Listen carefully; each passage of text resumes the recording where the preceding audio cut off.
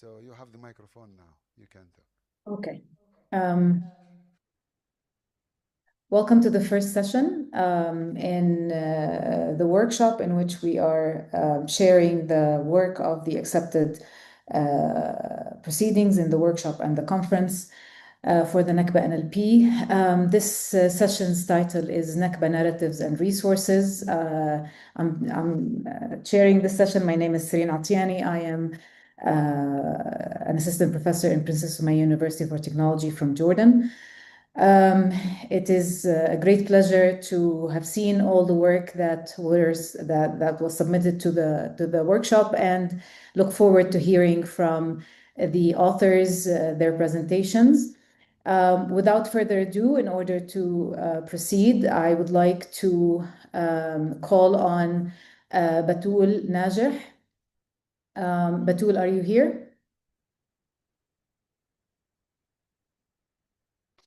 Okay, Batul is not here. So maybe we'll go to the next session in the order, and then when the authors from the first paper arrive, we can go back to them. Sorry. Yes. Actually, we were talking, but you didn't hear us. The mic was mute. Yeah, so sorry, I'm here, but like Batul I is here. sent you the slides. Sorry, yeah. Okay. You see me? Okay, I sent you the slides. I don't know how you can share it from your side, or I should can bring my share, laptop. but I have to download this first, so hold on. Yeah, sure.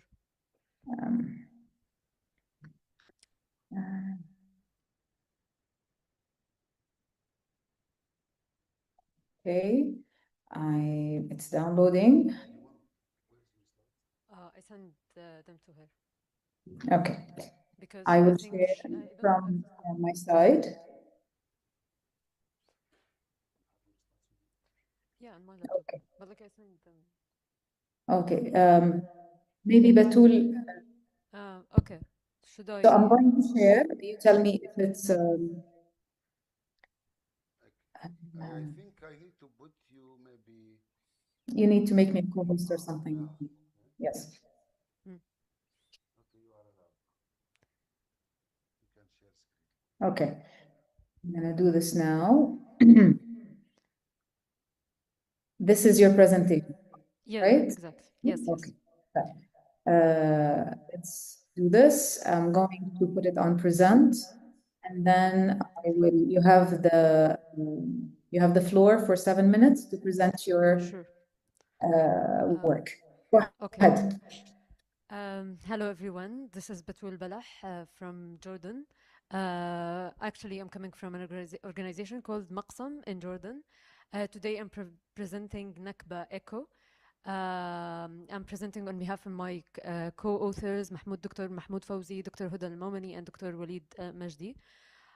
So let's start direct to what is NakbaEcho. Could you go to the next slide, Dr. Sireen? Yeah. Yes. So NakbaEcho is an open source data set, which is a large scale. It contains 2,180 hours of oral testimonies.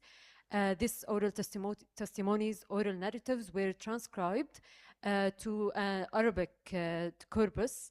Actually, the testimonies are coming from Palestinian people who lived in the Nakba, lived in through Nakba in 1948, which is actually an experience of first-person narratives.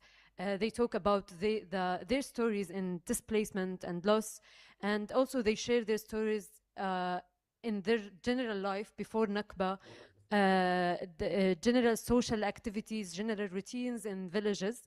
The people in this narratives data actually come from more over than 200 villages that were distributed all over 14 districts in Palestine.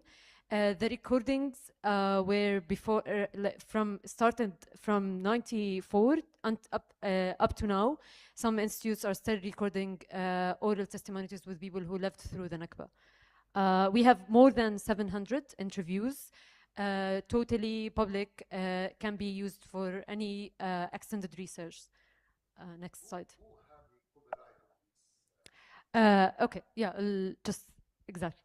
Okay, so basically, Yeah. Basically, the archives always was existing. So this was the motivation of this research, that archives exist, records exist, the oral testimonies exist and actually it was hosted in a website called Palestine Remembered. The owner of this website is called Rakan. I forgot his family name. He hosted links to more than 3,000 hours of oral interviews. These interviews were hosted in different hosts. Okay, the first one is Palestinian Oral Historical Archive, which was shared by AUB University at Beirut. And actually, if you can go to the next slide too. This is on the right, as you can see, this is an example from the AUB shared dataset. On the left, which is Palestine Remembered hosted these interviews, it was on YouTube, publicly shared. Like this, it started, as I said, from shared on YouTube from early 2005 or 6. So it was existing way before without transcribing them to use them in analytical textual way. Actually, there's also a Dakar, I think this is how it's called, an institute in Israel that is sharing also oral testimonies. Next slide. As you can see, the dataset covers multiple people from different ages, from different villages with different dialects that were fully transcribed to Arabic text. Next. Okay. Actually, what existed before NakbaEcho from the research world, there was 30 interviews publicly published. They were only in English, and they were used in a paper that is related to a geographical reference. They weren't meant to be archived as an oral testimonies. There was also a paper in the first Nakba-NLP workshop that did a topic classification from 8 short stories that actually it's related to the Nakba stories that in 48, but still not an oral testimonies. Also, as I said, the POHA narratives, there were multiple papers that do analytical research textual-wise on them, but they are not shared publicly. And in recent years, starting from 2021, after Sheikh Jarrah, multiple works were on the social media posts, analyzing what is happening in the recent wars, but like there's no archive for the aerial stages for Nakba. So yeah, next. Okay, so what we built exactly in our pipeline, like we have the audio resources, we scraped all of them, we downloaded all of them in a way that a model can use them. We used Gemini 3 Pro actually to do the transcription itself. The word error rate was 7%, which was evaluated on more than 5 hours data manually to validate that the transcription was really aligned with the Palestinian dialect. So Palestinian people with Palestinian dialect, they manually evaluated. How the result of this corpus is, actually the interview is, each interview has time, is segmented. Each segment has timestamps with diarized flag. Actually, the narrator and the interviewer both are flagged in the data set. There's also a gender detection and emotion detection that was done by the model. The gender detection was evaluated, and you can see how is the evaluation criteria in the paper for more details. Also for the Nakba and Jewish/Israel and British mandate flags, actually this is where in each segment in the one interview, we extracted the segment that mentioned the Nakba, also the word Jewish and Israel, because people back then were used Jewish word, not Israel.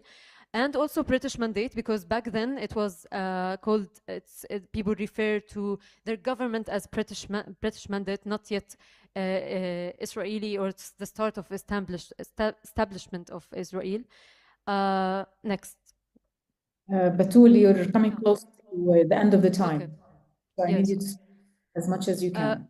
Yeah.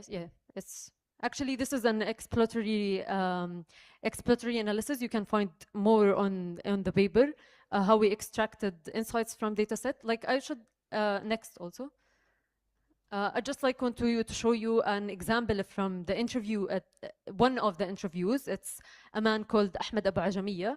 The oral was referred when he was 13 years old when the Nakba happened. Actually, he mentioned 3 runaways, like he had to deal with the 3 runaways in his oral testimonies. Also next. This is how he mentioned what did happen to him actually when the attack from Israel happened. He started from his village. It's called Mughallas in Qada al-Khalil, or West Bank, in Hebron. He moved to another, as you can see, multiple stages as he reached to a camp, which is most of people from Palestine in 48 reached to something to a camp. As you can see, there's an example from the transcription. He's describing how Jewish or Israeli, as now we can see it, they are attacking and shooting them. Next also. This is just a general example about the village, which is very interesting that they're talking about their real life. He mentioned what is the name of his village because he's still attached. He still knows everything about his village. Also, no, next. This is just a quick how can we use this data. Actually, it's fully textual mapped with a with an audio data, so it can be used for an ASR training for Palestinian dialect, and also it can be used for intergenerational comparison between, we have multiple testimonies from the recent wars. We can do a great comparison between both of what happened earlier and what happened now. And next. That's it. It's as Dr. Mustafa said, it's still ongoing, never stopped. And you can find the data set publicly on my GitHub account to use it for your research. And thank you. Thank you, Betty. Do we have any questions? We have 1 minute for questions. Yeah. 1 minute. Yeah, you need some more. How many questions during the days?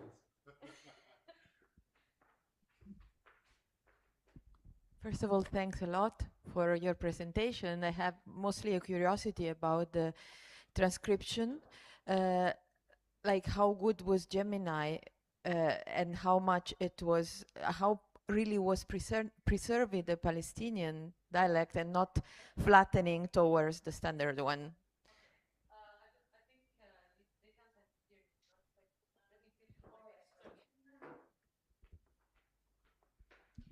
Yeah, exactly. Actually, Gemini 3 Pro, and let's say in metrics wise, how was it good?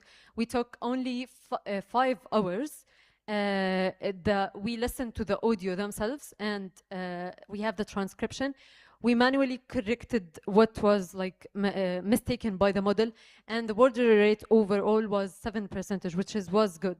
From not metric wise, from reading wise, when I'm reading, it was really good because it did not miss most of the hard work from dialects. And a note that these oral from elderly people, they are really old, so the voice of them is not that much good. So it was even good in this stages, so it's really good. And the mistakes that you found in this 7%, yeah, what was it? Actually, it was with mostly with the village names, because, for example, Mughallas is a hard word to transcribe anyway. With different, it has its own criteria. So this is mostly some testimonies has people sing in them because they were singing traditional things, and when you're singing, it's a little bit hard to get the word. So this was a little bit challenging for the model. Yeah. You're welcome. I think there's no more questions, right? There are 2 questions from the people attending online, but I'm sorry, we have to move on because we have I can answer them on the chat if it's possible. Okay. Thank you. Thank you, Batul. Okay.